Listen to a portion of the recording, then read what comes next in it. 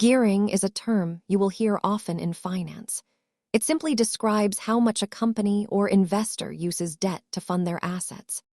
In many parts of the world, gearing is synonymous with leverage. It is the practice of borrowing money to amplify potential investment returns. Investors look at the gearing ratio to see how much of a company is financed by creditors versus its own owners. When a business gears up, it uses borrowed cash to expand operations. This can boost earnings, but it also creates a fixed obligation to pay lenders.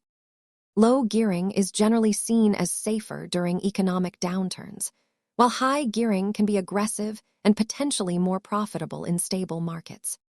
Notice how high interest rates make debt more expensive. This often forces highly geared companies to cut back as their borrowing costs rise sharply. Always remember that gearing is a double-edged sword. It magnifies gains, but it also magnifies losses if the investment does not perform as expected. Gearing is a key metric to watch when analyzing companies.